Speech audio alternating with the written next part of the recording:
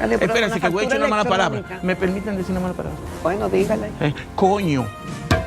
Venga, llévenme eso a la mitad. ¿Usted sabe lo que significa llevar a la mitad el ITEVI, el impuesto sobre la renta físico y jurídico? La erosión profunda de la democracia la vamos a comenzar a ver aquí en República Dominicana. Oigan que se lo digo. Cándido Mercedes, ¿tú quieres eso? Yo no estoy diciendo que quiero eso. Solo con Leonel Fernández, de 2004 al 2012, se te explicó. De 22.000 millones de dólares que lo encontró, llegó a 60.000 millones de dólares en esos 8 años. O sea, ese así. Y ahora en estos 4 años ha aumentado 50.000. De lo bueno y lo malo que surja de ahí. Es más, si es buena, tiene que felicitar a todos los que participaron. Si es mala, es usted el responsable. La entrevista del Telematutino 11, gente importante a tratar temas importantes. Y este es un invitado que es prácticamente accionista honorífico de este programa y que nos apoya, nos acompaña, nos asesora. Cándido Mercedes. Bienvenido, Cándido. Gracias por la invitación. Buenos días, Cándido. Bienvenido al programa. Cándido creyó que hoy no iba a haber programa por la lluvia. Este programa nació adulto, pero hoy arriba a la edad 18 años. A la adultez. O sea, doblemente adulto. Y usted sabe Doblemente que adulto, yo me muchas cansé gracias. de buscar ayer una cinta de del primer programa, que la invitada fue Elena Villella de Paliza, Que era presidenta del que CONEP. era presidenta del CONEP. Jacqueline está más joven que hace 18 años. Oye, eso no. Pero me hubiera gustado ver ese programa me cansé también. de buscar ese cassette. Tiene que estar por ahí. Y el segundo programa fue el ministro de las Fuerzas Armadas. No, esa en su semana y momento. todas las semanas subsiguientes fueron invitados de primera línea. Pero hoy con más calma, porque lo busqué anoche y me hubiera gustado presentarlo. En fin. Mándeme eso para yo. Oh, pero sí, con mucho gusto. Cándido, en tu último artículo, muy interesante, tú hablas de reforma, hablas de la reforma laboral y cuál economista tú presentas como el PIB del país ha evolucionado de una forma extraordinaria y asombrosa, casi desde cero a lo que tenemos hoy, 116.000 millones de dólares de Producto Interno Bruto. Pero hablas del consenso. Y uno se pregunta si habrá posibilidad de consenso, porque no solamente se trata de la laboral, esa parecería que es la más fácil, pero la fiscal, si uno escucha todas las voces. No, y Cándido lo dice, que esa es la madre de las reformas. Y uno ve, qué bueno, tú me enviaste que hay una actividad hoy con 7 u 8 cerebros fiscales, Sí. pero la UAS ha tenido actividades y Tiene una mañana tiene con una 7. mañana, entonces hay por lo menos, aunque no se conoce cuál es la reforma, entonces mi pregunta sería esa, ¿habrá consenso para eso, para la constitucional, para la seguridad social? ¿El cuerpo social está preparado para ese consenso y el cuerpo político? Fíjese, la gente tiene una dimensión del consenso errado. Consenso no es que los tres estemos de acuerdo, no necesariamente. Por ejemplo, si a mí me hubiese tocado ser asesor del presidente Danilo Medina en esos 8 años, o de Abinader ahora, yo le hubiese dicho, no, empujen esa reforma, vamos a ponernos de acuerdo, porque el estadista, el presidente, tiene que ver qué es lo que más le conviene al país, no a determinado sector en particular, sino al país. Y en este caso, esa reforma laboral le conviene al país. Y entonces le empujo, aunque deje al anémico mundo sindical atrás. Por ejemplo, acuérdense, Chumpete, cuando hablaba de la destrucción creativa, cuando vino en el 78, 82, la grande, ustedes los ingenieros, que una calle se hacía con 100 gente picando la calle, y luego vino un aparato que en un día hacía la calle. Esa es la dinámica y de la la existencia computadora humana. quebró los fabricantes de maquinillas. Exacto, esa es. Entonces hay que buscar opción. Es como si hay 100 motoristas allí y de buena a primera ahora tenemos un metro. Ay, no, y esos padres de familia, no, esa es la dinámica de la vida. Ellos van a tener que reciclarse y el Estado buscar válvulas de protección social. Entonces, miren, la sociedad dominicana no puede darse el lujo de no hacer reformas estructurales. Mire que me estoy comprometiendo. El sociólogo no tiene una bola de cristal, pero los sociólogos analizan lo que llama análisis de tendencia. Y le voy a ser honesto aquí. Si en los próximos 2 o 3 años esta sociedad no da un giro, un golpe de timón, lo que estamos viendo en América Latina, la erosión profunda de la democracia, la vamos a comenzar a ver aquí en República Dominicana. Oigan que se lo digo. Cándido Mercedes, ¿tú quieres eso? Yo no estoy diciendo que quiero eso. Yo lo que le estoy diciendo es que si bien es cierto, hemos tenido éxito, imagínense, como dice el artículo, cuando Balaguer arriba en el 66, no llegábamos a $1.000 millones del Producto Bruto Interno. Y hoy estamos hablando de 120.000 millones de dólares. Solo con Leonel Fernández, de 2004 al 2012, se triplicó. De 22.000 millones de dólares que lo encontró, llegó a 60.000 millones de dólares en esos 8 años. O sea, ese ha sido. Y ahora en estos 4 años ha aumentado 50.000. Cándido. Entonces, hay momentos que tú no necesitas consenso, en el que tú tienes que asumir tu papel histórico, porque al final, ¿a quién es que van a juzgar? ¿Al consenso? A usted. Balaguer lo hizo sin consenso. A usted. Cándido, yo creo que nadie ha escrito más en el país del tema de la desigualdad que tú, en diferentes escenarios, programas de televisión, mesas y artículos, justamente reconociendo todo eso, cómo hemos avanzado, cómo hemos crecido, cómo analizado los ingresos, cómo el crecimiento económico, el tema institucional, pero cómo eso no ha venido acompañado de una mejor distribución y el peligro que eso entraña. Y justamente yo estaba en un almuerzo ayer con extranjeros que veían ese que tú estás diciendo, que este país con tantas cosas que exhibe, pero esta desigualdad tan grande, es caldo de cultivo para que podamos tomar otros rumbos. Pero justamente llegar al consenso o llegar a una fórmula, tú has planteado en tus artículos que no es necesario ir al Consejo Económico y Social. En algunas. En algunas. Y hacerlo de otra forma. ¿Cuál sería la forma, Cándido? Porque el presidente ha dicho, bueno, yo quiero que como que todos participen y contar con ese consenso, pero aquí sabemos que todo el mundo dice que hay que hacer la reforma. Okay. Pero ya la oposición ha dicho que no está con la reforma fiscal sin haberla conocido. Ya. Bueno, pero el papel de un presidente en este caso es llamarlo a todos. Sabedores de que todos no van a participar. Sí. Bueno, pero no excluirlo de entrada. Si ellos se autoexcluyen, ese es su papel en ese momento. Claro. Creyendo que puede ser un fracaso para no endosar el fracaso. Finalmente nunca va a haber fracaso si la oposición participa, porque la responsabilidad desde el punto de vista gerencial no se delega. No. Nunca se delega la responsabilidad. Es usted el responsable de lo bueno y lo malo que surja de ahí. Es más, si es buena, tiene que felicitar a todos los que participaron. Si es mala, es usted el responsable. Por eso, hay un momento donde el buen gerente oye a todo el mundo, construye sinergia, pero al final dice por aquí que me voy y que la historia me absolverá o me condenará. Ahora, Cándido, eso está bien, pero tampoco es justo que ya haya un documento elaborado y entonces tú sientas a la gente a escucharla sabiendo tú que es lo que va a otra cosa.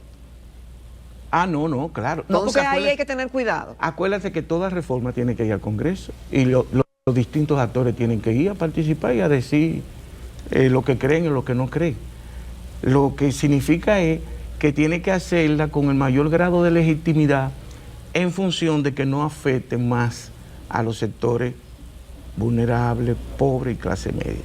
Hay que buscar otros nichos porque las otras reformas que se han hecho, las 7 reformas tributarias que se hicieron, afectó mucho a la clase media. De hecho, en las tareas haciendo el economista, me di cuenta que por eso fue que creció más la desigualdad. La economía creció mucho, pero la desigualdad creció mucho porque las reformas tributarias apuntaron más. Cuando tú dices, de 12, que Danilo, Hipólito la dejó 12, Leonel la lleva a 16 y Danilo a 18, el ITEBI, que es el más regresivo de ahora todos se los habla impuestos. de ampliar la base, que es una frase muy elegante. Muy elegante, pero afecta a los pobres, ¿me entiendes? O sea, dicen que es un impuesto regresivo, una forma de recaudar regresiva, Cándido. Pero ¿cuál sería la fórmula, quizás no perfecta, pero viable para hacer las reformas? Mira, haciendo la tarea nos damos cuenta que nada más hay 3 países de América Latina que tienen el ITEBI más alto que nosotros. Después nosotros tenemos un ITEBI que promedio es 2.2 por encima del promedio de América Latina. O sea, que el ITEVI es demasiado alto. Lo segundo es que decimos que este es el momento histórico de que el presidente en este momento justamente se convierte en un estadista. Le coja la palabra a los empresarios, que yo he visto unos discursos muy bien elaborados. Y entonces, ¿cómo? Mira qué es lo que ocurre. Yo le decía a Ramón fuera de cámara, Juan Temisto Clemontaz escribió el sábado un artículo muy bueno, yo recomiendo que todo el mundo lo lea, donde dice, óigame, es 0.38 de todas las recaudaciones que nosotros recaudamos, 0.038, mientras América Latina es 0.58. Y el empresario... Hay 20 puntos. Ajá. Celso Juan Marrancini en Santiago, en ocasión del 61 aniversario, ¿qué dijo? De cada peso que debe entrar a la economía dominicana por tributo, nada más entran 36 cheles. 46 es de fraude y de evasión. ¿Quién evade el ITEVI? El que lo cobra. El empresario. ¿En cuánto está el promedio en América Latina? 43. En República Dominicana. Y en América Latina, 21. Espérense, que voy a echar una mala palabra. ¿Me permiten decir una mala palabra? Bueno, dígale. Coño.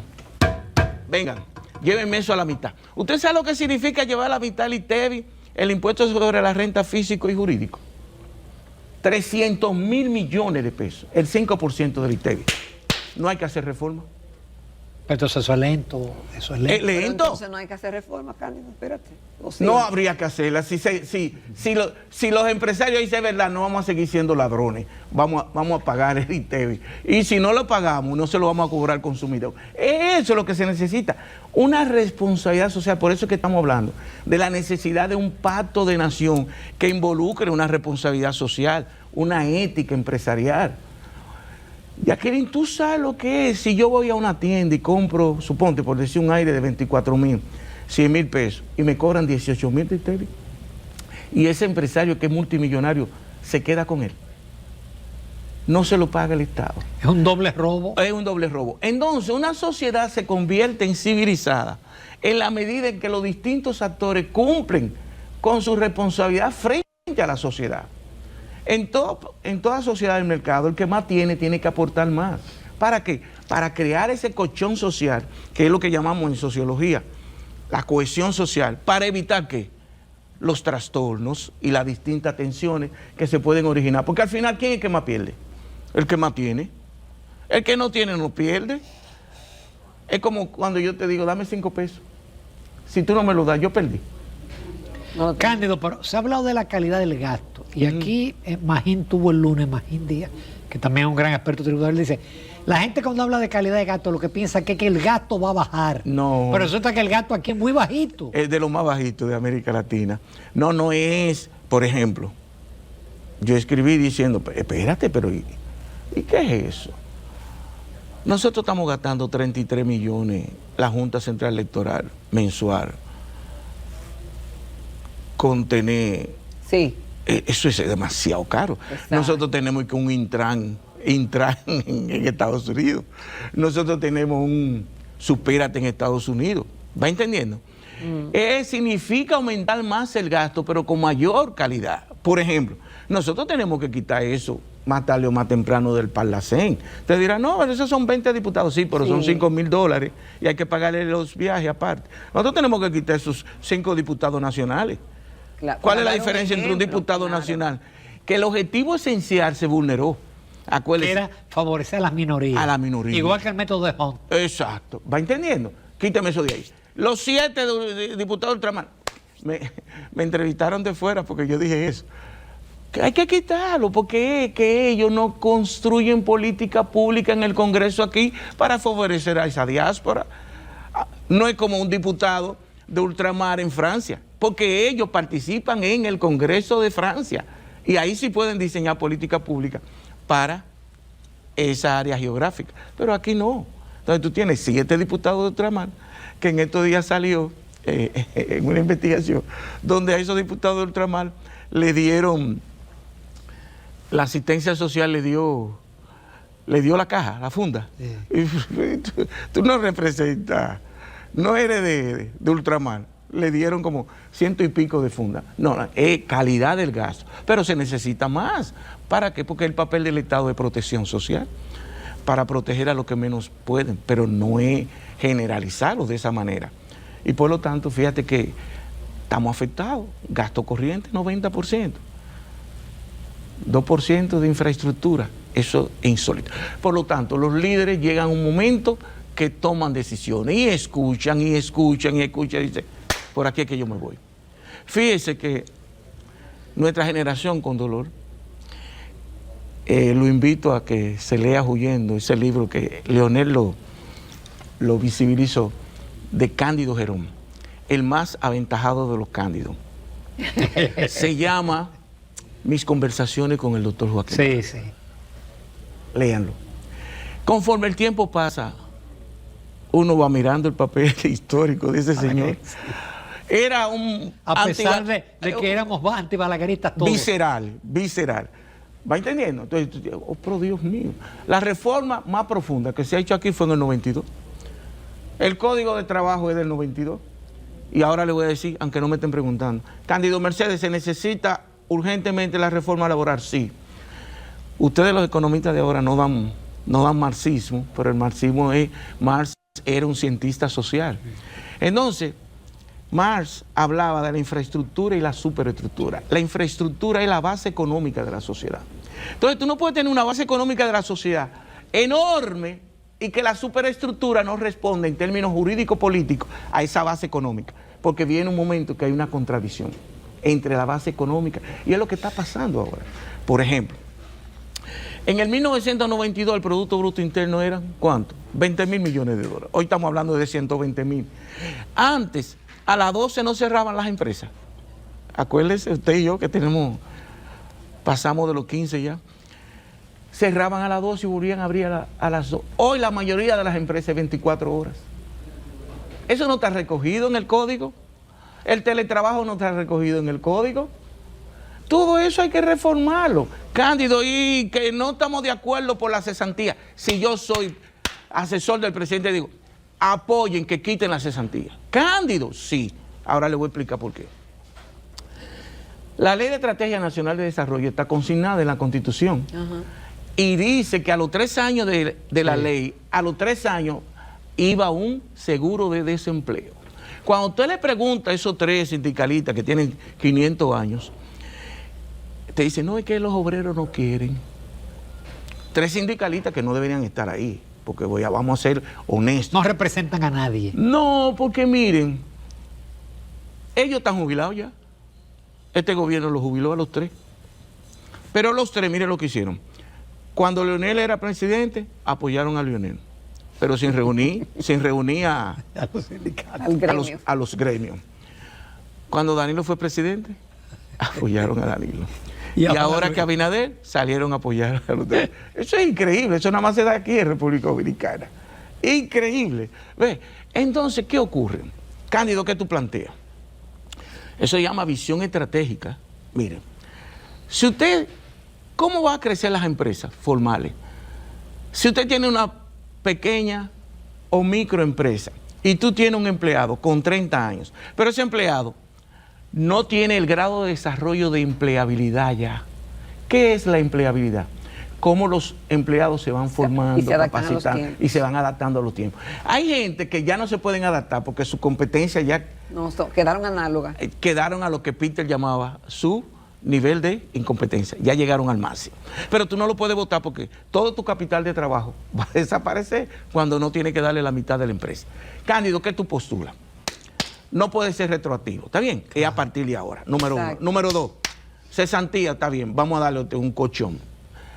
Usted puede tener 40 años en la empresa, pero no se le puede dar más de 10 años de cesantía. ¿Pero por qué, Cándido, desde el punto de vista estratégico? Porque la dinámica de la velocidad de los cambios es tan grande que a menudo tú ameritas de nuevos empleados que respondan a esa nueva dinámica. Usted le pregunta a la mayoría de esos empleados qué es un metaverso, de esos que tienen 40, 50, y no sabe. No te sabe manejar la tecnología moderna. Entonces tú no puedes tener... Ahora vamos a inteligencia artificial. Entonces tú tienes que quedarte con ese ser humano que está petrificado en el tiempo, que no te puede responder, pero que tú no lo puedes cesantear porque se te va a ir. Entonces lo dejas ahí, no te está produciendo y eso te aumenta los costos de producción. Y te desestimula contratar nuevo personal. Exacto. Entonces, ¿qué tú tienes que hacer? El Estado tiene que jugar su papel. Además, tenemos la ley de seguridad social. El Estado tiene que jugar su papel, proteger a los más vulnerables. Entonces, 10 años, pero no 30, 40 años que tú tienes que pagar de cesantía porque lo liquidaste, pero es que no te está respondiendo. Cándido, vamos a hacer una pausa. Ahora que tú estás bueno. Volvemos con Cándido Mercedes. Esta mañana estamos conversando con el licenciado Cándido Mercedes, prestigioso sociólogo dominicano. Cándido, muchos temas. Uno de ellos es que ¿cómo se va a poner el presidente el traje de estadista para hacer una reforma o las reformas que el país necesita? Escuchando a todos los sectores, pero tiene que tomar una decisión y tiene que tomarla rápido porque el tiempo va avanzando. Entonces, ¿cuáles factores debe tomar en cuenta para que no sea regresiva y realmente sea una reforma que vaya a propiciar un cambio, que no sea solamente para cubrir el tema de los intereses de la deuda, sino que vaya un poco más allá de eso? Mira, tiene que trascender el problema de la deuda, porque entonces de cara, como decía Magín, de cara a 5 o 10 años hay que hacer reforma. No, en 3 años. O en 3 años hacer reforma. Además tenemos que invertir más en infraestructura, lo que se está invirtiendo es 2%. Y ningún país como República Dominicana tiene que invertir mínimo un 4% en infraestructura, mínimo. Porque esa infraestructura, el capital, la inversión de capital, es virtuoso, es un círculo virtuoso, porque no es lo que está invirtiendo el Estado, sino la correa de transmisión que transmite al sector privado. ¿Va entendiendo? El impacto que tiene. Sí, eso es lo que te estimula la economía. Te estimula la economía, ¿me entiendes? ¿Para qué? Para hacer una economía más sostenible y más real. Cándido, ¿qué es eso? Más sostenible y más real. República Dominicana, la base de su crecimiento es el consumo. No es como China, la India y esos países. Por ejemplo, Chile, que en algún momento las exportaciones eran el 60%. De su PIB, el 60%. Cuando usted mira la tarea y entra a Suecia, Finlandia, todos esos países tienen más de 40, 50% de su PIB en exportaciones. Nosotros lo que exportamos es un 15% del PIB en exportación. Eso quiere decir que nuestros productos no son altamente competitivos. ¿Por qué? Porque somos no, vulnerables en cierta forma. ¿Va entendiendo? Y en un país con un salario de 35,000 promedio, tú no puedes basar tu crecimiento sostenible y armónico merced al consumo, porque es muy chiquita la sociedad. El 67% de los dominicanos son indigentes, 3.2, 23 pobres y 40%, no lo digo yo, el Banco Mundial, es vulnerable. ¿Qué es vulnerable? Que no es pobre, no es clase media, pero cae mucha lluvia y adiós. Y bajan. Es más, solamente de ese 40% que es vulnerable, solamente 2% asciende a clase media. El otro 38%, hay un 20% de eso que bajan. Cuando se le enferma a alguien, cuando pierde el empleo, cuando cae 5 días de lluvia y no pueden salir a trabajar, y va. Ese es el panorama social que hay que transformar para evitar esa erosión democrática que hay y evitar cualquier populista de extrema derecha o de extrema izquierda que no juegue el papel que la sociedad ha logrado en los últimos 40, 50 años. ¿Qué es lo que estamos viendo, Cándido, en América del Sur e incluso en Europa? Sí. Le Pen parece que va a ganar en Francia. Bueno, si no hay... si no hay una unidad. No, y en Alemania, por primera vez en Alemania, gana un sector de ultraderecha seguidor de Hitler. Ya acaban de hacer... Cándido, ¿cuándo es que el presidente debe tirar la reforma? Mira, ¿Tiene que esperar el 16 de agosto y tirarla, o tiene que comenzar a conversar ahora, o cómo es? Yo soy medio eclético, pero finalmente progresista, pero en este caso voy a asumir una frase de Milton Friedman, que tú sabes que era el más derechista de los derechistas. Milton Friedman dice que cuando tú vas a hacer reformas de alto calado, tienes que hacerla máximo entre 1 a 6 meses. No puede pasarte de ahí, porque es el timing. Después pierde. Comenzando a contar de mayo. Y en este país no puede esperar el segundo año porque ya hay elecciones. Exacto. Yo ahora mismo, mira, ya saco eso oficialmente. No oficiosamente, esto es lo que hay. Ahora en este periodo. Sí, porque entonces, él es presidente. Sí, y entonces ya en agosto, que tiene la inmensa mayoría, entonces vamos, esto es lo que va, esto es lo que le conviene al país por esto, por esto y por esto. Y oír a todo el mundo. Oírle a todo el mundo. Ahora, eres tú, la decisión final es el presidente que tiene que asumir. Porque, insisto, no podemos seguir así. Un país, porque no me vengan ya con... Es cierto que económicamente, que el PIB, que con relación al PIB, no. Es con relación a lo que estamos pagando. Y que las empresas clasificadoras de riesgo no están viendo muy bien. Sí, no. Es como usted.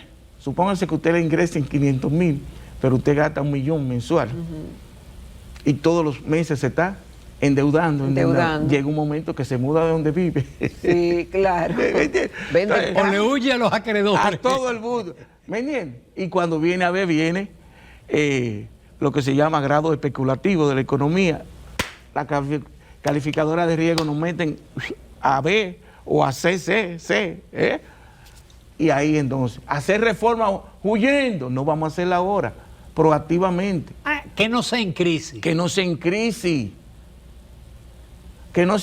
Y consenso no. Donde hay intereses contrapuestos, nunca va a haber consenso. Tú oyes a 20 economistas. Y tendrás 60 opiniones. Aunque estudiaron todo en Ucamaima o en Inteo, en Unive o en la UAS, y los 20 te van a decir cosas. Y todos tienen su reforma. Porque la economía es una ciencia social y detrás de un economista hay intereses determinados.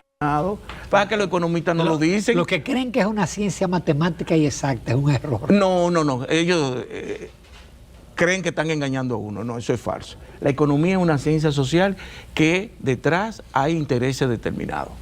Consciente o inconscientemente.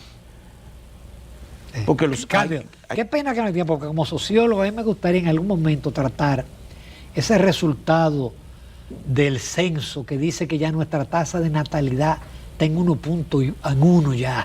¿Eso es grave? Sí. Mire, yo... Debe ser 2.1. Yo tengo un hijo que me senté con él y dije, mira, yo te voy a dar todo lo que yo tengo. Además, cuando yo me muere, ¿a ti qué te va a quedar?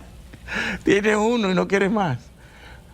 Voy a tener que arrodillármele, yo quiero otro. Yo voy a acompañarle en ese. ¿Me entiendes? Yo quiero otro. Porque ese es un tema demográfico grave. Es duro. Es que la clase media alta, es que es duro, don Ramón.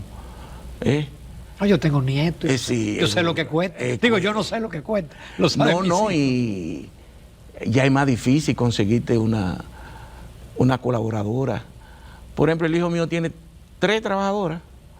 Una de lunes a viernes, que se ve en la tarde. Llega una en la tarde hasta el lunes temprano, para que atienda a la niña. El viernes, sábado y domingo. Llega una los sábados para que limpie bien. Y aprovecha y cocina. Esa es la realidad, que no la teníamos antes. Antes tú tenías una amiga que quería ir a tu casa para que tú le dieras algo. Pero hoy no. Hoy una trabajadora de la casa te gana el triple de un policía y de un guardia. Y casi de un médico, porque hay que darle desayuno, comida y cena. Y comen más que uno. Porque es verdad que comen más que uno. Entonces la gente no quiere tener hijos. Qué bueno conversar contigo. Sí. Gracias, Cándido. Y estoy de acuerdo con tus puntos de vista con el tema de la reforma. Tienen que ir sí o sí. Es sí o sí, no hay de otro. No es una opción, es una obligación hacer la reforma. Y el que no se sube en ese tren va a quedar, la historia le va a pasar por arriba. Y termino con una frase de un escritor norteamericano que decía, el mundo va evolucionando. Tenemos que seguir evolucionando en el pensamiento, porque si no evolucionamos es un signo de que no estamos pensando. Bien. Y en el próximo segmento vamos a hablar de una actividad importante de los puestos de bolsa de la República Dominicana.